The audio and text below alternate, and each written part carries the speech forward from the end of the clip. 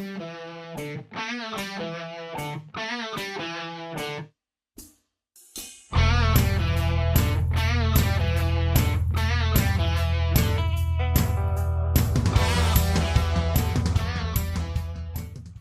sa mga kwento ng pagbangon at pagiging kampeon ng mga atleta, ako si Jed Eva, ang chairman ng Nowhere to Go Bata Foundation. Para naman talakayin ng mga hamon at pagbabago sa industriya. Ako naman si PG Galang, member ng Nowhere to Go Bata Board of Trustees. And we are your hosts. Mga ka-sports, samahan nyo kaming pag-usapan ang mundo ng pampalakasan. Whether it's about historic events in sports, the changes and challenges in the industry, or just to highlight outstanding athletes, this is the show for you. And this is where we talk about our love for the game. Your one-stop shop for everything sports, athletes, and the leagues. We will get into the works and ways. We will dive deeper into different stories for the fans, by the fans. This is TVUP and we bring you Inside the Games. So, before the start of UAP Season 87, fans were on the edge of their seats as news of recruitments and departures began to surface. High school standouts were finally committing to teams, star players were turning pro, no? And some were even heading to different leagues. Alam mo, ako am one of those fans, Jen, no? Kasi what really shocked the sports community are the athlete transfers. Especially those who decided to go to their rival schools. Okay, so wag na natin pangalanganan. Because of this, the UAP revises once again their eligibility rules for collegiate transfers. Diba? So, under this new rule, no, a UAP student athlete who transfers to another member school will have 1 year deducted from his eligibility. No? So this is on top of the existing 1-year residency rule once you transfer.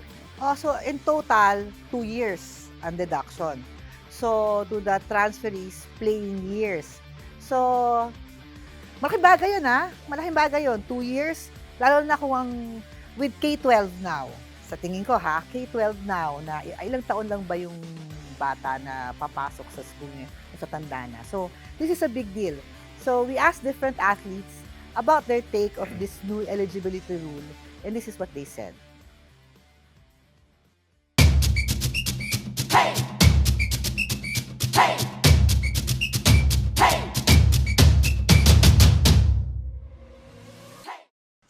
My name is Leo Jasper Salvador, 5th year, DSS student, and track and field athlete. Po yung opinion ko nga rin dito, parang medyo unfair din sa athlete na nag-transfer sa ibang school since, kunwari, yung athlete naka-training na siya or naka-condition na siya, maghihintay pa siya ng 1 year for him or her to play para makapag-compete sa UAB. So parang unfair din para sa kanila. Ibo, para sa akin, hindi ako sang-ayon since, sa pagkakalam ko, hindi lahat na-applyan nito dati, yung eligibility rule. So, parang unfair sa ibang sports na nadamay. So, ayun yung pinili that part.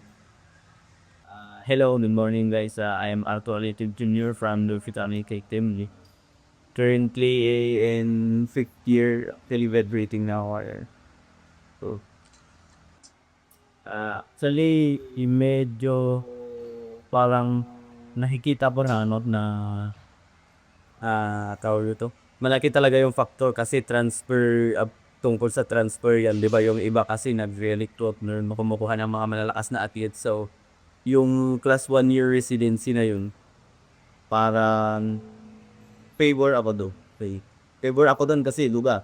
Nung iba, nag-recruit sila pampadagdag ng reinforcement sa team. So, ayun. Sa 2 years na yun, parang naiisipan ng mga transferees na sa 2 years na hindi si Max sila makakalaro. Instead na mag-transfer na lang, hindi na lang mag-transfer. So, favor ako doon. So, I am Durgan Lalaspo and I am a 2nd year sports science student and I am a taekwondo player and I'm playing boom. So, I am not actually in kwento up to that. Kasi, mag-residency. So, first of all, mag-residency ka. So, hindi ka makapanglaro ng 1 year. On top of that, mababawasan pa ng 2 years and playing years. So, I up to doon agay ka. And so, what if yung reason of transfer is yung team na galing ka is stop na sila. So, mag-transfer ka to get more playing time. Just like di ka Bulacan nga, di ba? Like, he's from Rizal, then he went to UP, and his career boom. And what if kami na yung habol lang namin is yung UAAP because we do not have any full week. So, parang para sa akin, we are just doing this for ourselves. I'm doing this for myself and not for everybody else. And UAAP is a big league. So, parang ito yung way para mag-boost ng career ko, especially when it turns to sports since I am studying sports science. So, That was very enlightening, Pidge. Yeah, Kasi if you notice, when that issue became prominent, maraming comments online ng mga fans, of course. So, mga, It is not the first time yeah. that this Yeah. issue has come up. Years have passed. Yeah, but it's nice to hear from the athletes themselves.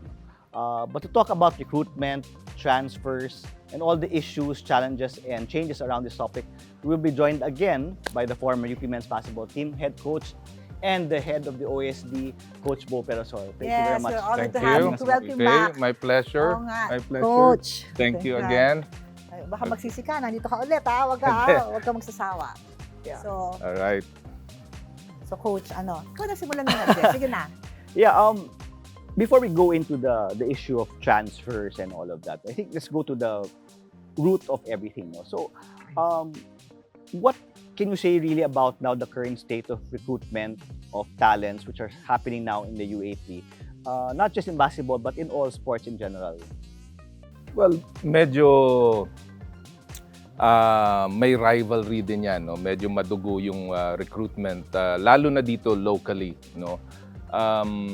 If you remember, nagsimula ito nung ang controversy na to nagsimula when I was still coaching Ateneo, no, with Jerry Pingoy, no, coming off from FEU High School, being recruited by Ateneo University, no, na doon nagsimula yan na ang contention kasi nila was because sila yung nag-develop, supposedly dapat sa kanila rin yung high school Yung na concept yun, na no? merong high school program. But then no? again, pumasok naman si Senator Pia with the law for student athletes na supposedly talagang dapat may freedom naman bawat isang tao, no, to choose yung kanilang university to play with, no?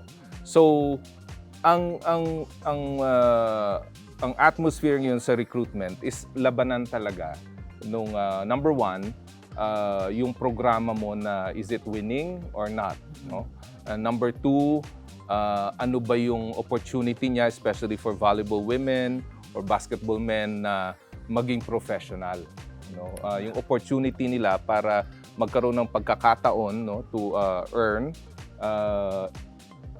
ultimately to have a professional career. So yun yung tinitingnan palagi ng high school. Yun ang selling points ng mga universities ngayon. Sinasabi nila, with us, kahit na yung living expenses or living allowance mo mababa, pero ang coach natin, coach ng ganitong professional league, mabibigyan ka ng tsansa.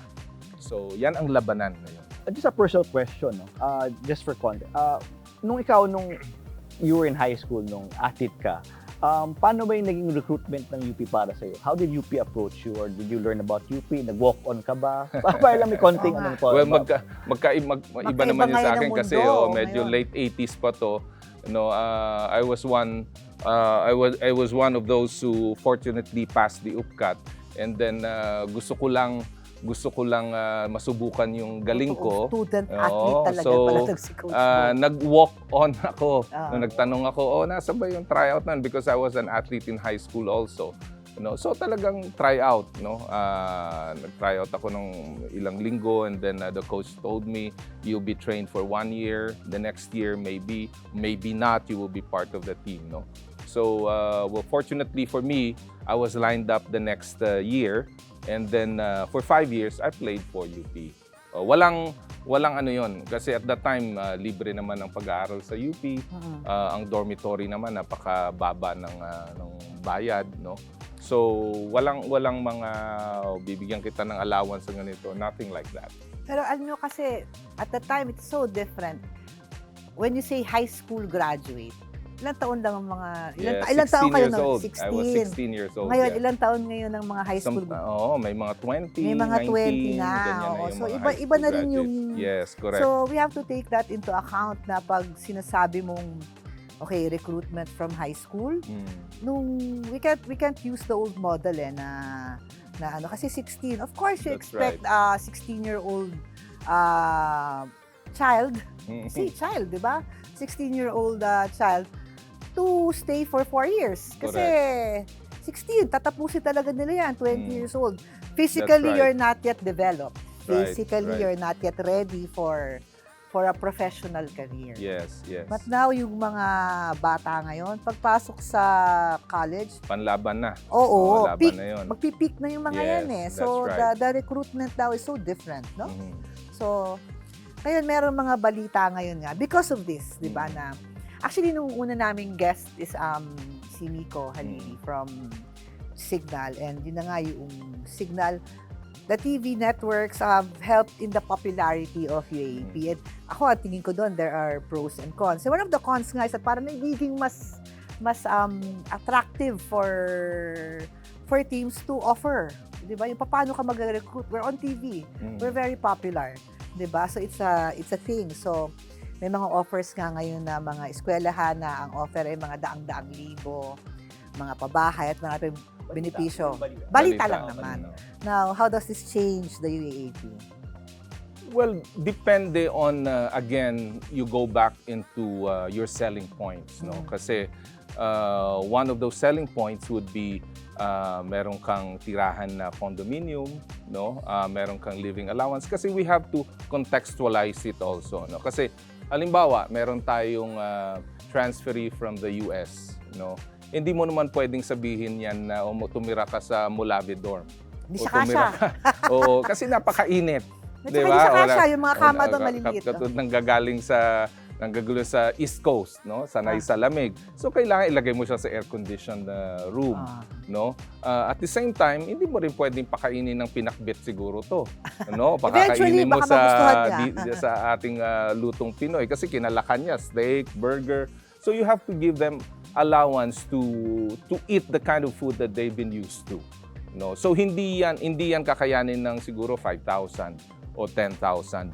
So yan yung mga bagay na we take into consideration na hindi naman ito nagbibigay ng additional na pera para sa kanila, but this money should be used para sa living expenses nila.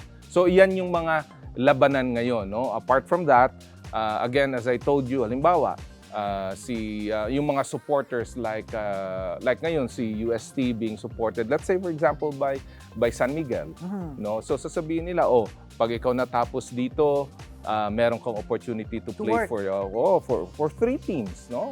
Meron kaming 3 teams in the PBA.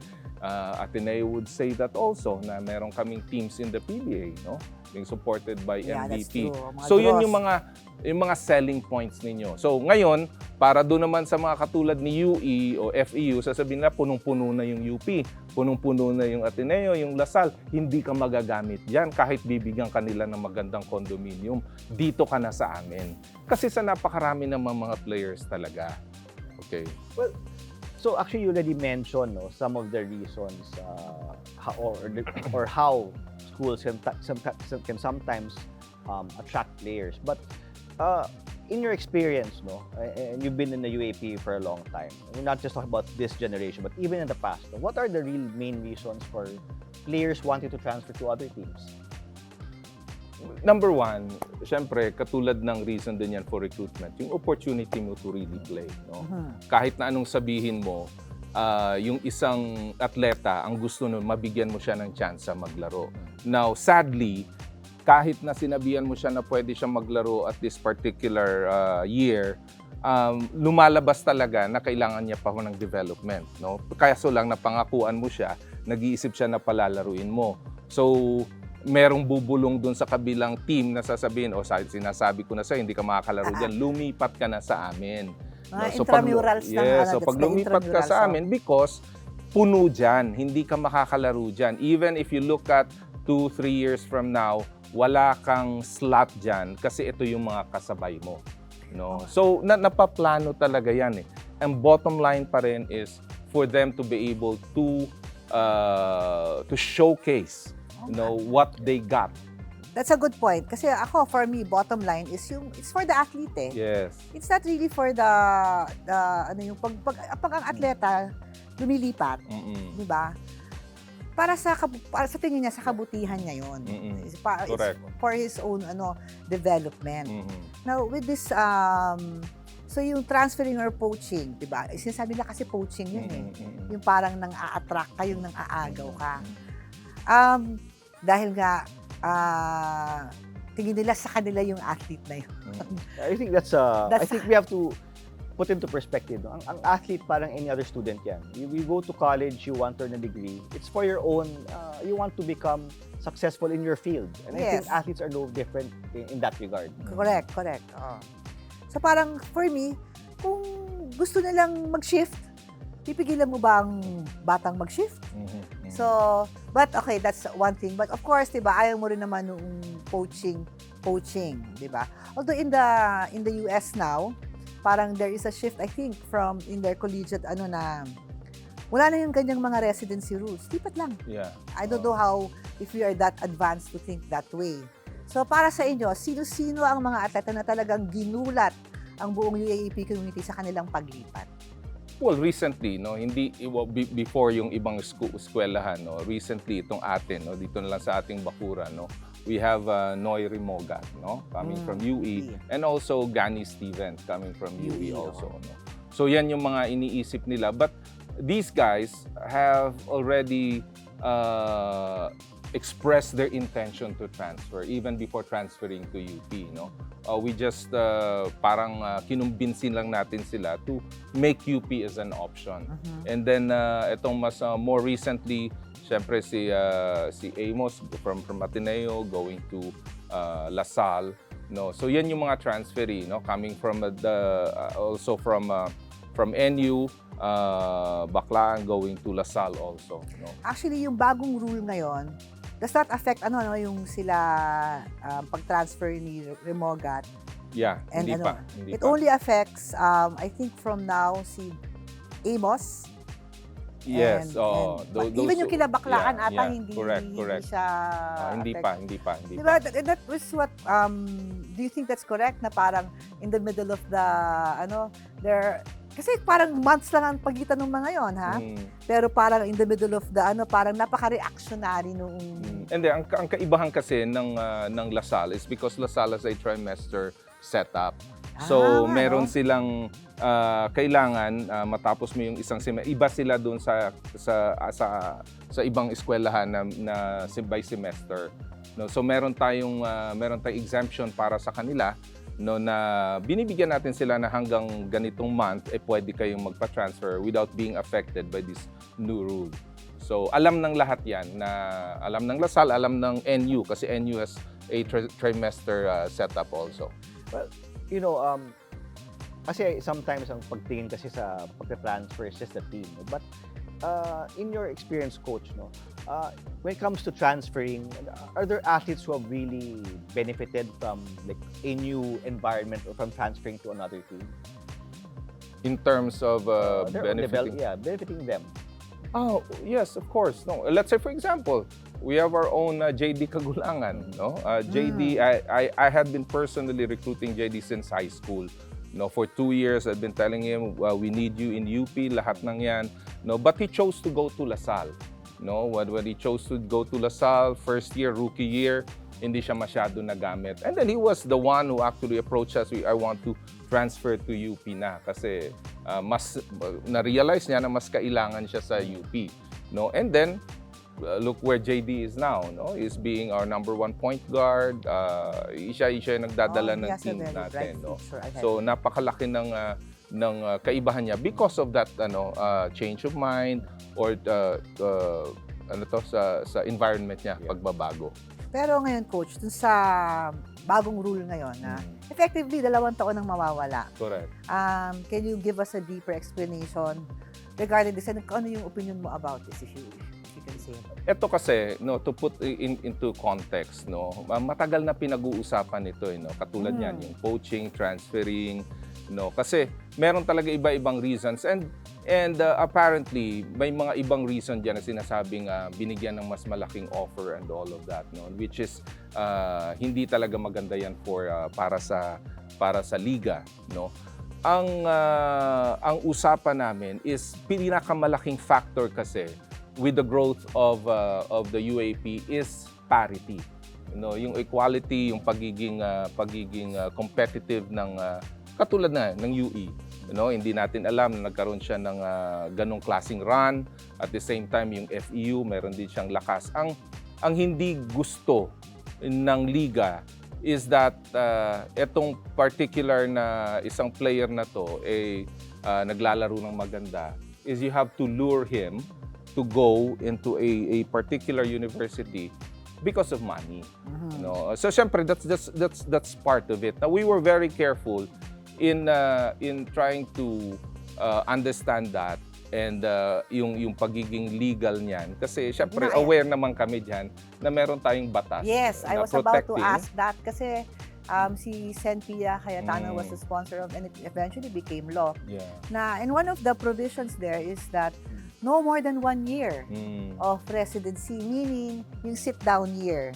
Now, for those who are watching, as the residency rule or sit-down years, pagka-enroll, hindi ka pwede maglaro for 1 whole year. Oo. So, tapon na yon kung sa playing years mo. Now, so there's a limit to that. But now, with the new rule of UAAP, naging 2 years. So, paano ang explanation on how this does not violate that law? Where it's actually consistent when we talked about, kung pinag-uusapan lang natin is yung sit-down year. No, the student athlete will still be sitting down for 1 year. It's just that you deduct 2 years. That's actually yun yung parang naging contention ng mga board na sinasabi nila na hindi natin nilalabag yung batas kasi 1 year pa rin ang upo nila. You just have to deduct it to be parang parang pini-prevent mo na mag-isip ka naman na kung lilipat ka, minus 2 years ka. Pero 1 taon lang ang iuupo. That's a good point, though. So, given the new rule, no? So you think this is going to be effective in terms of discouraging student athletes from transferring to other schools? We actually don't know yet, no? Okay. Hindi pa rin natin alam, no? Kasi ang again, going back into the reasons for why student athletes transfer. No, let's say rookie year mo, no, hindi ka na ginamit 'Di ba? Kung isusugal mo na kasi sasabihin mo kahit ma-minusan ako ng 2 years, may 2 years parang ako makakalaro. No? Pero doon sa 2 years na 'yon, gamit na gamit ako doon. Okay. Actually ang parang ang isa sa mga apprehensions ko din sa rule na to, it's not just the sit down year din sa Pero 'di ba yung pinag-usapan nga natin, coach, kanina, na ilang taon ba ang batang pumapasok ngayon sa UAAP? So ang nangyayari dyan 20. So pag kunyari babawasan mo pa siya ng 2 years, so parang effectively baka hindi na siya talaga maglaro. Kasi 20, magsi-sit down, tapos another 2 years. Tapos baka umabot na rin siya ng kanyang 25. Yes. Ng 25 years old, which is the absolute age limit naman na pwedeng maglaro ang bata. And then we have the the lure of professional work. Yes. 'Di ba? So I wonder if you think that with all those factors coming into play, na baka naman ako minsan naiisip ko na baka it's good for the teams, 'di ba, na you get to keep your players, but maybe it's bad for UAAP na it's more attractive for the student athlete to just leave and work professionally than go through UAAP altogether. It's a good thing while we touched on the rookies, entering the league now. No? But what can you say about the general level of rookies coming into the league compared to perhaps your time, which again, I think that's what Hinog na sila, which grabe. makes it, yeah, that's why I think that's one of the things which is really compelling a lot of schools to compete further for student athletes. So ano yung level ngayon ng rookies compared to years ago? In terms of- Mataas. Again, Oo, mataas taas na talaga, siya. no? Pang- Iba na. Again, if you get to see like Jacob Baila, no? A Oo, galing rookie, nun, like a oo. 19-year-old rookie, having his mark, okay, in his rookie year, no? Marami dyan from UE, marami dyan from, you just look at FEU, no? Oh, sino Almost yung first 5 nila, Si rookies VJ yan Pre, lahat. oo, si VJ Okay, Pre. at I Mr. love his name, by the Daa, way. Mr. Pasaol, these are rookies Yes, na oo. magaling talaga, na ready na Yeah, and because they play like men. No? rest, correct, yeah, Oo, okay. diba? I mean, I've always been telling them I love VJ Pre. Mm. Just for the name. Pre. Diba? Diba? So, Okay. actually, never matatapos. Well, there are always pros to it, Yeah. cons to it, diba? We can only judge it. Let's just go through it, diba? Let's see if how the league will react to this in the next few years, diba? So, aside from this new rule, so ano pa ba yung ibang mga hakbang na maaaring gawin ng UAAP para sa inyo, coach, na para maging patas, for parity, what you're saying? Other than just preventing them from, diba? Well, sa ano natin talaga, no, sa experience ko, laging ang usapan natin, all things are equal in love and recruitment. Sinasabi lagi namin yan Ganda na na. I will write that down. So yeah, laging ano yan, laging merong equal lang tayo, no. So hindi mo talaga, I mean, gustuhin mo maging perfecto yung recruitment para maging fair sa lahat. I don't think that's going to be possible. It's not possible with the NCAA. It's not possible with any other collegiate level tournaments kasi may allure talaga eh. May allure si UP, may allure si LaSalle, may allure si Yeah. FEU, na bata pa lang ako gusto ko na maglaro sa UE. Bata pa lang ako nakikita ko na yung dad ko na naglalaro sa Adamson. Totoo. No? So, hindi siya perfecto, no? What you can do is just to put your yung best foot forward para ikaw yung makita ng mga rookies. But for sure, there's no turning back. There's no turning back na UAP is really very popular. Yeah. It will only grow bigger. And recruitment is now any decent basketball Yes. program must have recruitment in mind That's for right. continuity. Mm-mm. So, to address it, sadly, di ba, talaga namang reactionary naman talaga all rules. All Correct. laws are reactionary. They only have to react to the present times. Yes. So, let's see if this one will work, Coach. Yes, No? Let's that's see. right, that's right. Di ba? But sa akin lang, in terms of the rule, I really think that it's something that we should take a look at. Maybe after a year or two, we can assess Yes. whether Yes, it's That's yeah. right, but that's That's what I'm saying, di ba? Parang there's Mm. only one way to judge it, Yeah. and let's see how it works out. Mm. Although, for me, medyo apprehensive ako sa kanya, pero it's there eh. Mm. Well, anyway, again, thank you very much. Maraming salamat, Coach Bo, Thank for you. coming over and helping to explain this rule and to air your perspectives about this new rule. So, Yes, thank you, Coach. Thank you. Maraming Thank salamat. And we actually, not just for here, but thank you for everything, everything you've done for UP. We are eternally Thank grateful you. until the day we die. So maraming salamat mga ka-sports. Sana ay marami kayong natutunan. Samahan niyo muli kami sa mga susunod pang episode. This is TVUP and we bring you Inside the Game.